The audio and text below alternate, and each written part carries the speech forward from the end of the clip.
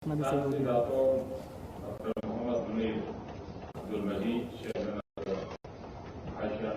Advisory Council, Dato Ramesh, co-chair of the ASEAN India Business Council, business leaders of ASEAN, members of the ASEAN business community, distinguished guests, ladies and gentlemen. I'm very happy to be here with you. I feel honored to address this privileged gathering of the elders who have transformed Southeast Asia into one of the most dynamic regions of the world. I congratulate you for this achievement. I also congratulate you on the creation of ASEAN and ASEAN are natural partners. Our ties date back to ancient times. They continue to serve as a bridge between our countries and regions. Friends, I was saying that the 21st century belongs to Asia. I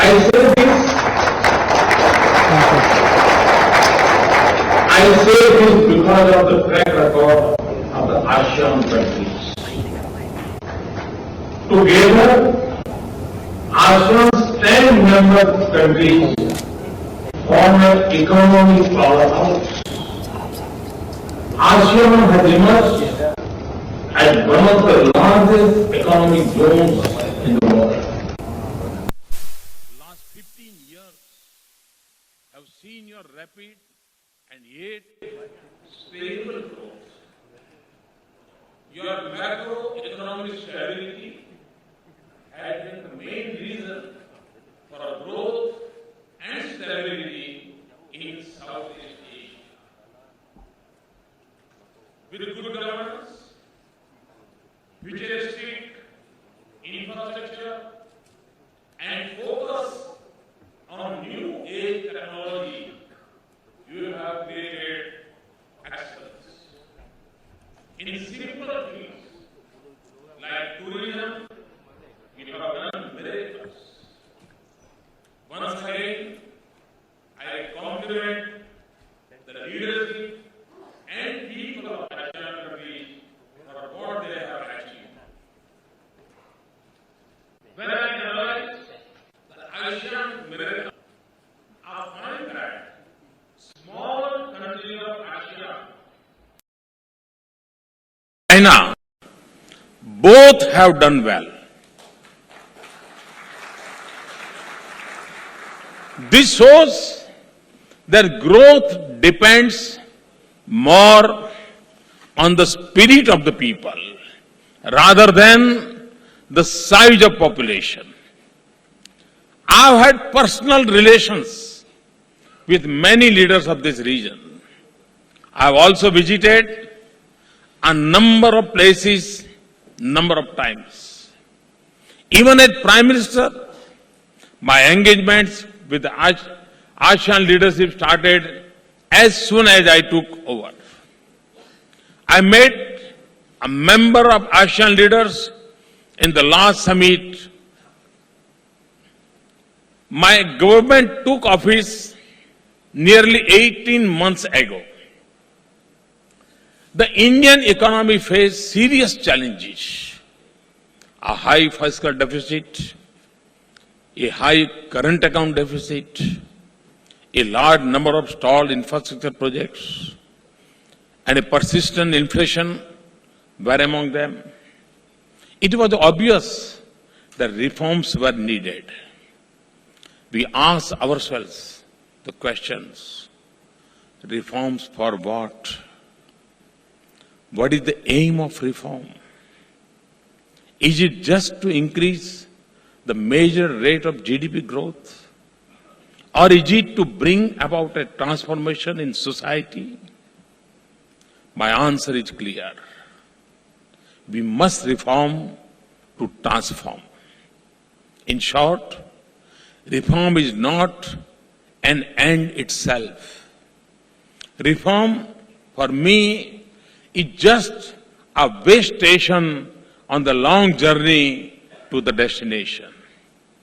The destination is the transformation of India. We have to take these fruits of development to the margins of our geography and to the bottom of our demography. We have to touch lives while reaching for the sky. By almost every major economic indicator, India is doing better than when we took office 18 months ago. GDP growth is up and inflation is down. Foreign investment is up and the current account deficit is down. Tax revenues are up and interest rates are down. The fiscal deficit is down and the rupee is stable.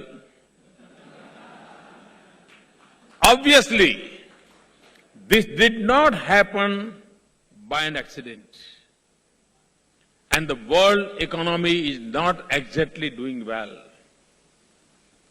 This success is the result of a series of concerted policies. We have embarked on a course of fiscal consolidation. We have entered for the first time into a monetary framework agreement with the Reserve Bank to curb inflation. Even while cutting the fiscal deficit, we have substantially increased productive public investment. This has been made possible. Firstly, we have imposed carbon taxes on fossil fuels. We have taken the bold step of decontrolling diesel prices and thereby eliminated energy subsidies and have in fact imposed taxes on fossil fuels. We have increased the sales on coal by 300%. Globally, there is much talk of carbon taxes. We have actually acted. Secondly, we have reduced wasteful expenditure through innovative methods, including targeting subsidies to the deserving through technology. Overall, there is increased confidence within and outside the country. The IMF and World Bank have expressed even better hope for our economy this year and after. The Economist magazine this week stated that India is the healthier state than any other big emerging economy. However, as I said, our aim is not mere reform, but reform to transform. Macroeconomic stability is good, but to transform India, much more needs to be done. We have begun a series of concerted steps. This includes structural and institutional reforms. Agriculture remains India's mainstay in terms of providing livelihood. We have introduced a series of simple but powerful structural reforms. There was a tendency to divert subsidized fertilizer for the production of chemicals. We have found a simple but very effective solution. By importing the fertilizer, it becomes unsuitable for diversion. We are now moving toward universal milk coating. This has already saved billions of rupees of diverted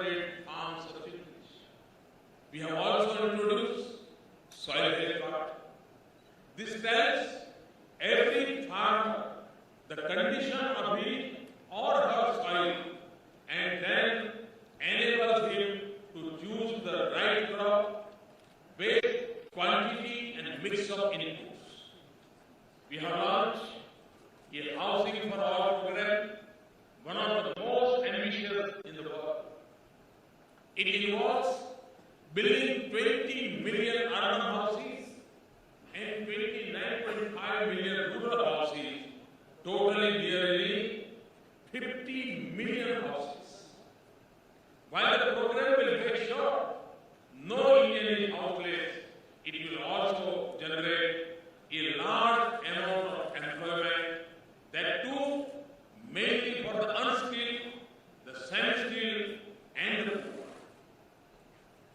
We have undertaken major improvements in the transport sector over major force, witnessed a 4.65% growth in traffic and an 11.2% increase in operating income in 2014-15, despite a global contraction in trade volume. The pace of award of new highway work has increased from 9 kilometers a day in 2013-14 to 23 kilometers a day currently. This will have a large multiplier effect throughout the economy.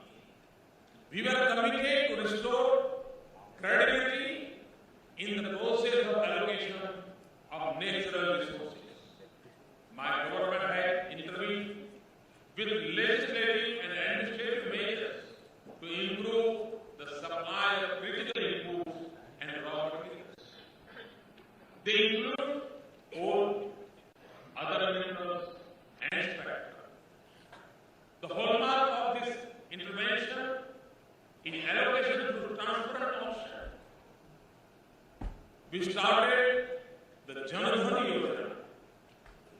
In less than a year, we opened 190 million new bank accounts. On social security front, we have launched innovative and attractive scheme for insurance and pension.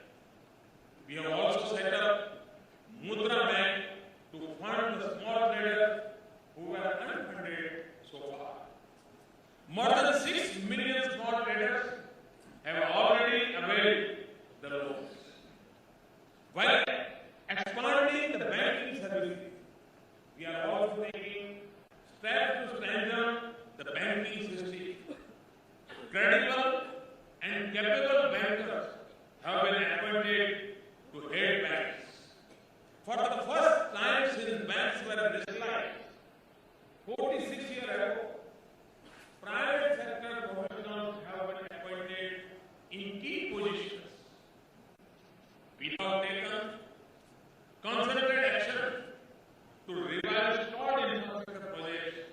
We have started a major revamp of the power sector. These measures will also benefit our banks. Let me now turn to the issue of investment, which may be of more direct relevance to you. In a break with over 65 years of tradition, we have involved India's states in foreign policy. The Ministry of External Affairs has been asked to work with the states. When I visited China, a state-to-state summit was also held. And states have been asked to create export promotion councils. Making the states think globally is yet another reform with potential to transform. Our aim is to create jobs for more than 1 billion young hands. To provide this, the share of manufacturing must reach around 25% in our GDP. We have launched a campaign called Make in India and aggressively work on the front of ease of doing business. Reducing complicated procedures, making them available at one platform, preferably online, simplifying forms and formats has been taken up on board routine. That is how we have jumped up by 12 ranks in World Bank's Ease of Doing Business report of 2020. Industry is realizing the benefits of these changes. Index of industrial production in the current year shows a distinct improvement over the previous year. We are working in all ways to make India a global manufacturing hub.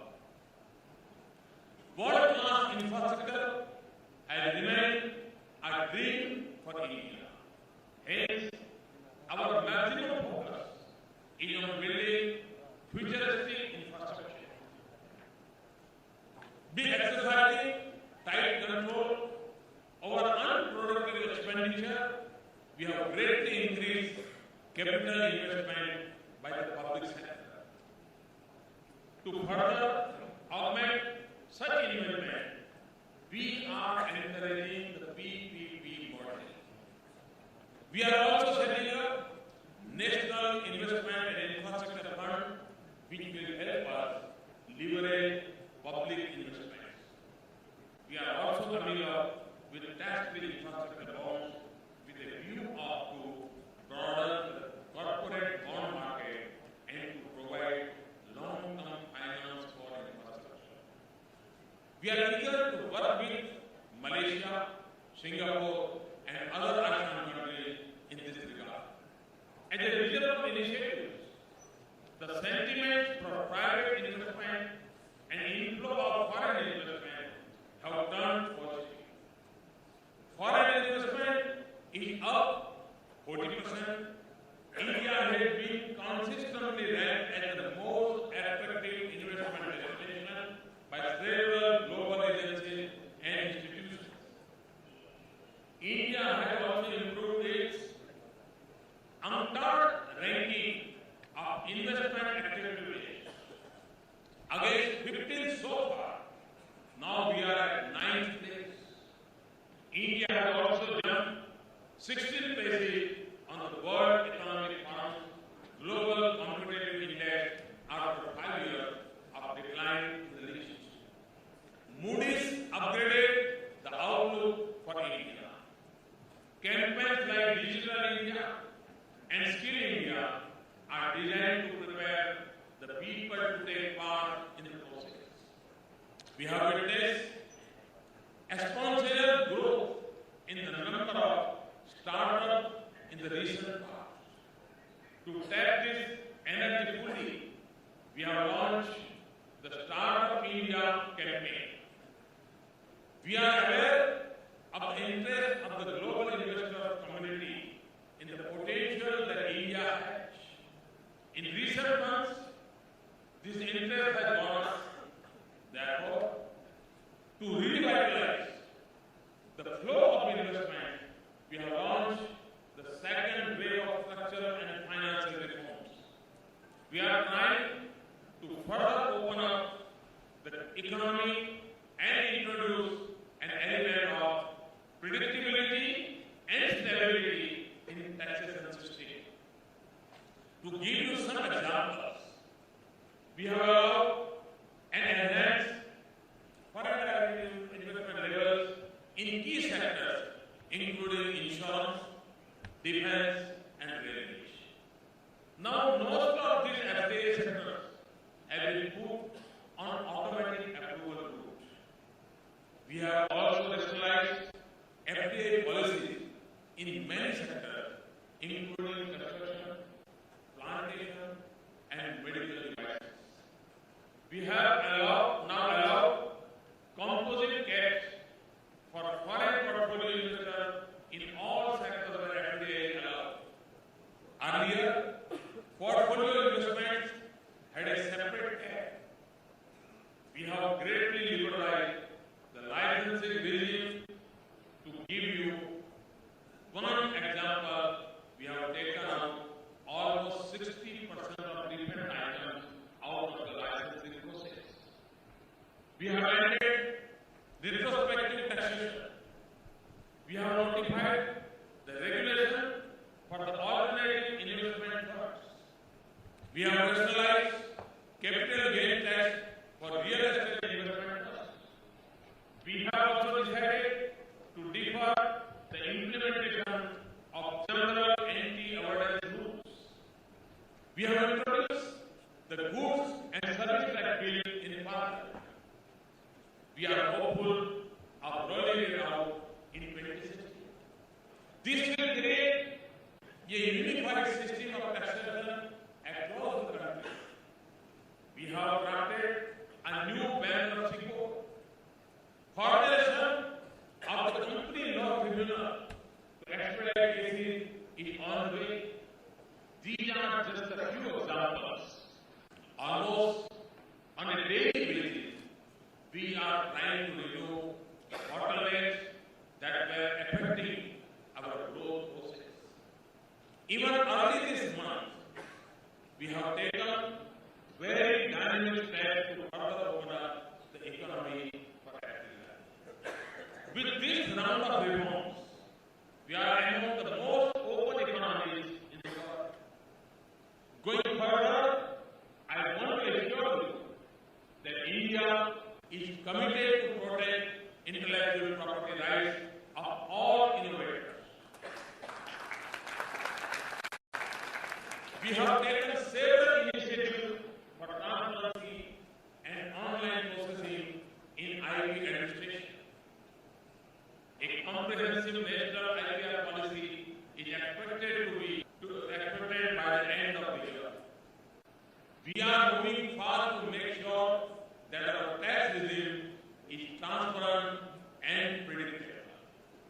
We are also keen to see that genuine investors and honest taxpayers get quick and fair decisions on tax matters.